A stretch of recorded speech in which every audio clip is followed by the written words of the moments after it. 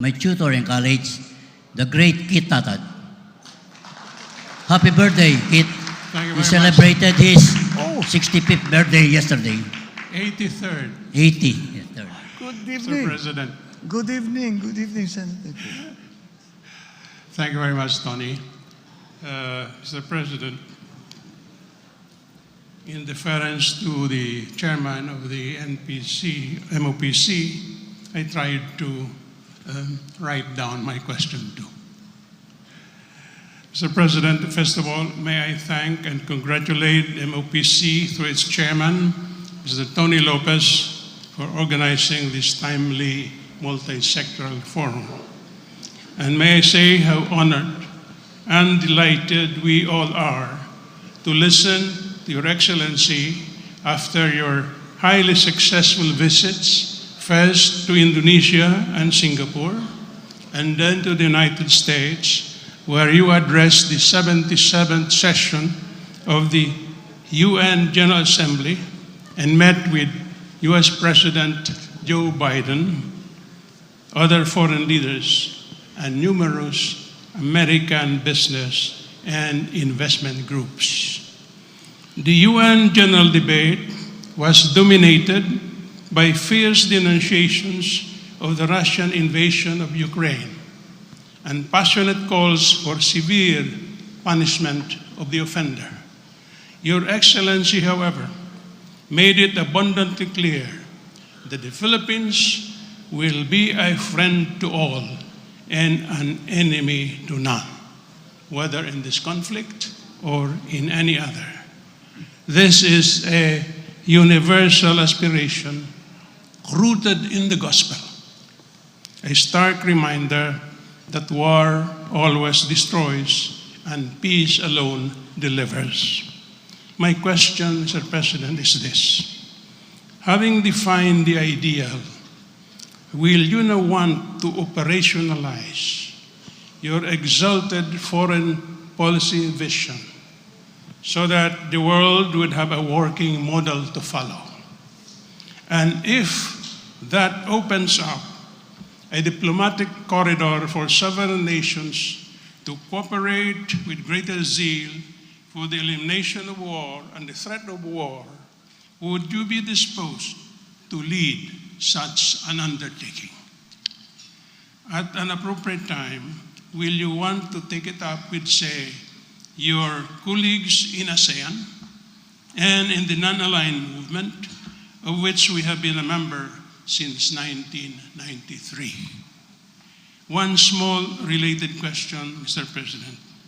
The UN Secretary General recently said that so far humanity has been Kit, Kit, can you reduce your question to 5 words? What exactly are you asking? What is your exact question? Yeah, I asked the first question.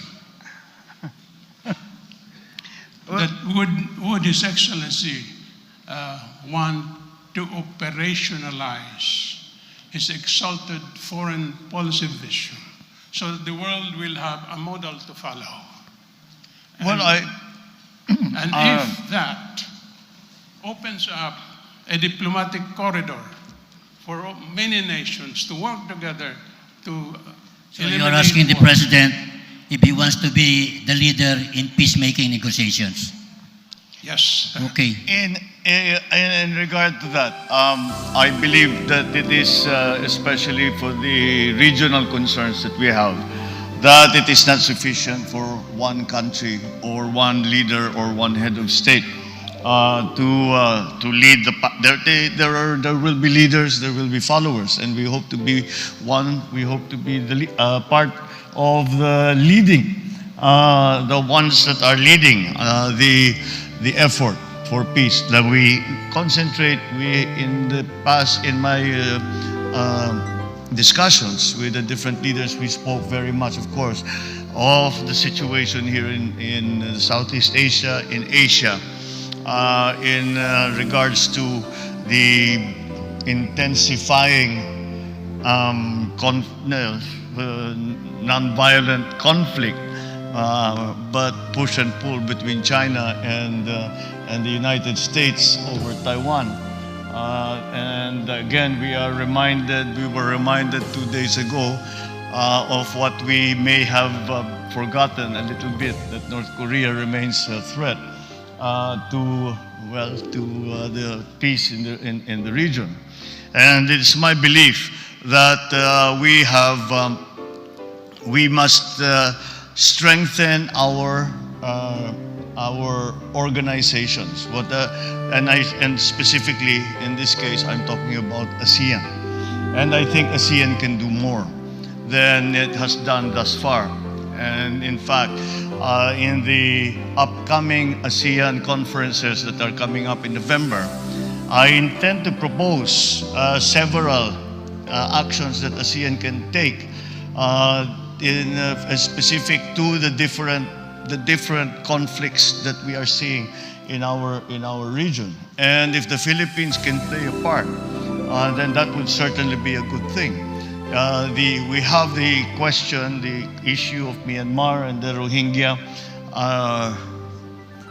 Rohingya situation, and we have as yet been unable to bring Myanmar to the table.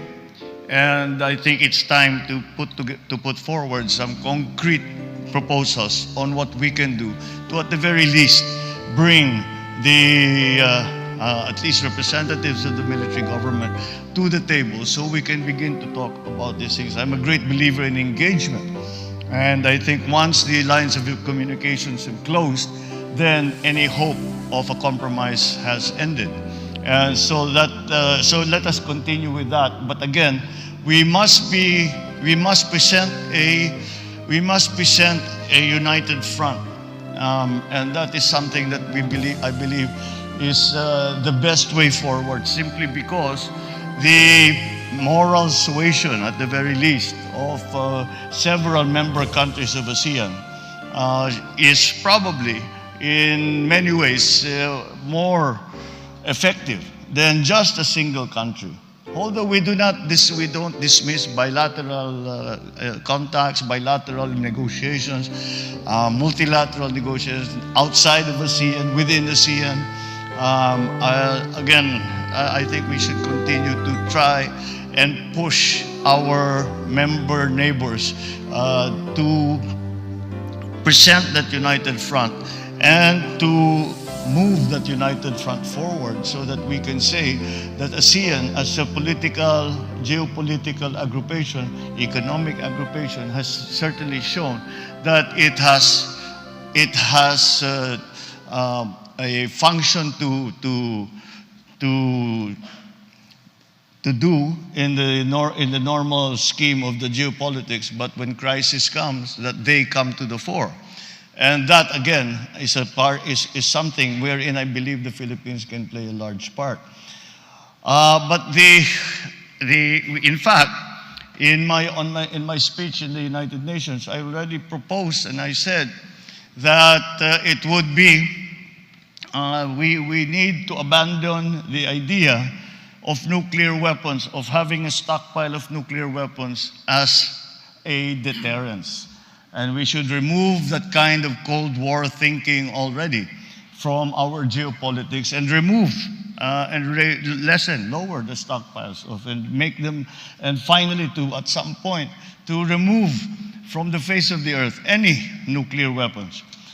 And unfortunately, 2-3 days later, we hear the announcement from Russia that they are contemplating using tactical nuclear weapons. This brings us back immediately to the problem with North Korea, because North Korea is the only country in the region who has threatened the use of nuclear weapons. And if Russia uses tactical nuclear, hindi na bali yung strategic nuclear weapons, but if they use tactical nuclear weapons in the Ukraine, and it becomes acceptable that tactical nuclear weapons are a conventional weapon, then that might encourage other nuclear powers to think in that direction and to now actually use the unthinkable. They start using their nuclear stockpiles. So we have a very important part to play in that because we have a great interest. We have it must be a subject of central concern in our foreign policy and in the defense of the nation in the Philippines. So I do not think we have a choice. We must play a leadership role because it is in our interest. And if we do not do it, we are not doing our jobs as the protectors of our country, of our state, of our territory, of our people. If we do not take that leadership role, I think it has been thrust upon us. And it is in good Filipino, as a good Filipinos, we face up to challenges and we face up to responsibilities. So we will face up to this one as well.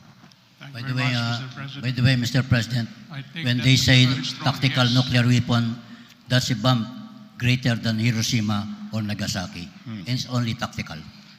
Thank you very much. Next question from Ivan Mayrena. Thank you very much, my friend and compadre Kit.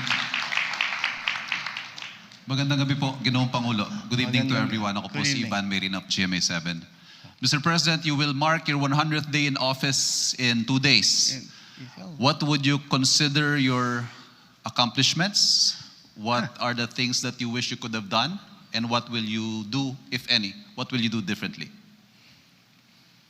Well, I would say that I don't know if I would myself term them as accomplishments. It's very early on in a term, but nonetheless, I think what we have managed to do in the first 100 days is put together a government which is functional and which has a very, very good idea of what we are targeting in terms of strict economic targets, for example, in terms of the numbers of growth, the numbers of our different measures, the different metrics that we are using for the economy. But beyond that, I think that we still continue to enjoy that the unifying force that the elections became. Generally speaking, elections are polarizing. And of course, and even in this case, it was polarizing, but at least a very strong majority made itself felt. And I think that is something that we continue to use as our foundation. And with that, what the promises that were made during the campaign, for example, that we bring the best and the brightest, and we do not look at color in terms of political color, I think we have done that. And more importantly, we have galvanized government once again into governing. And the one thing I worry about very, very much is coasting. Yung okay na ito, pwede na ito. We don't really need to attend to this anymore. It's going to be all right. You can all go and have a holiday. That's what I worry about the most. But I try very hard to put an impetus into government. Come on, let's go. We need to do these things. We haven't very much time. We have very few. We have very many difficulties. We cannot count on other countries to help us in ways that they used to be able to help us. So it is up to us. But I think all of those, at least in the higher positions in government, and even slowly, it's filtering down to the rank and file, are beginning to feel that no, there is a point to government. There is something that we need to be doing. And this is the direction we are being led in. These are the things that we are going to do. We are going to go from here to there. This is why we are doing it, and this is how we are going to get it done. And this is the part that you will have to play if we are going to succeed. That kind of message, I think, has filtered down to not only the elected officials, not only the high officials in government, but to slowly make government, make the bureaucracy understand, make all our officials understand that we are here to govern. As a government, we are here to govern. We have been put here to try our best to pull us out of this terrible crisis that we have just been suffering for the last 2 years. And I think we have achieved that. So it is that sense of urgency, that sense of again, it is that unity that we bring people together, and we are bringing people together for a reason. And the reason is not ourselves, it's not our families, but it's our community, it's our country, it's our people. That, I think, we have returned into government. I think that's the most important thing. On a more practical level, I believe that the engagements that we have had with ASEAN countries such as Indonesia and Singapore, and then eventually our contacts that we renewed. The nice thing is the Philippines has many friends around the world, and these contacts and friendships we have been able to renew. But I think since this is the coming out party for the world, it's not just the Philippines that's coming out of the pandemic. This is the coming out party for the Philippines, and we are able to explain this is what the Philippines is now. This is what the Philippines looks like after 2.5 years of crisis. This is what the Philippines is doing, and this is how we can help each other. Because not any one country is going to manage this transformation by themselves. And we will need each other's help. The interconnectivity of the global economy was brought home in a very convincing way by the war in Ukraine. I even in the UN, I would talk to the other leaders and I say, who would have thought that the war in Eastern Europe would affect the Philippines halfway around the world in the gut, in the food supply, fertilizer prices, seedling prices, fuel. All of these things, you never imagined that such a thing would happen, but here it is, and here we are. And so it was very, very important for us to find our place now in the world, and to define that place and to explain that to the rest of the world, especially our friends, but also those who have not been considered as particularly close partners or allies. But we have been able to show that the Philippines is standing on its feet. The Philippines continues to have its aspirations and its dreams, and we are willing to do our part in making those dreams come true. And the partnerships, once again, are going to be important, and we invite you to join us. So that is one thing we have staked our place in the community of nations. I think that has been very, very important. The other, I suppose, we have started the struggle. We were able, I suppose, in the first 100 days, actually the first 60 days, maybe 50 days, we were putting out fires. We were just trying to make things work, because suddenly the problem, you're all aware, the problem with sugar, the supply, the problem with fertilizer. We were having to look to different what we now refer to as non-traditional sources. Senator Kit just brought up also this foreign policy between Ukraine and Russia. And we take a very balanced view, because the truth of the matter is we may have to deal with Russia for fuel, for fertilizer, we have to find a way to deal with the Ukraine for our feed wheat, our corn importation, all of these things, our livestock importation, all of these things have now become part of the mix that has made the world situation more volatile and more complex than it was before. But we have again, we have already made it clear where the Philippines stands in all of this. And it is something that I made clear again to the other leaders, and I said that we are essentially, we are driven by our desire for peace.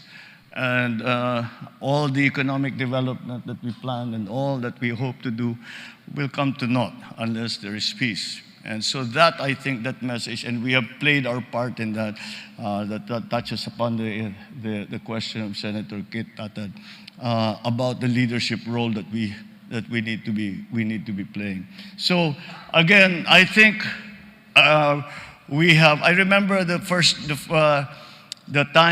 time I heard this question. What was before was during the campaign. What will you do in your first 100 days? And I said, well, the first 100 days will be finding the best and the brightest to help and to serve in government.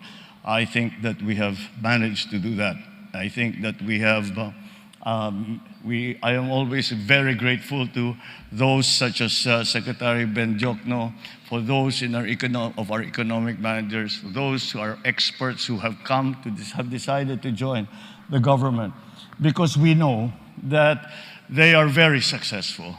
And this is a sacrifice for them. It is really all about service on their part. And so we are always very grateful for their talent. We are grateful for their industry. And to have them in place already, I think, gives us a very distinct advantage as we try to transform our economy for the next few years. Mr. President, ang haba na ng istorya ni Ivan. Anyway, Ivan, if I were to write the story, and allow me to suggest it, just remember two things: unity and engagement. This is the first president to personify the meaning of unity. Unity means nationhood. Engagement is like in an automobile. There is a transmission, there's an engine, there's a driver. You engage and you move. Thank you very much, Mr. President. Thank you, Tony. It's time for Maraming salamat something sa inyo.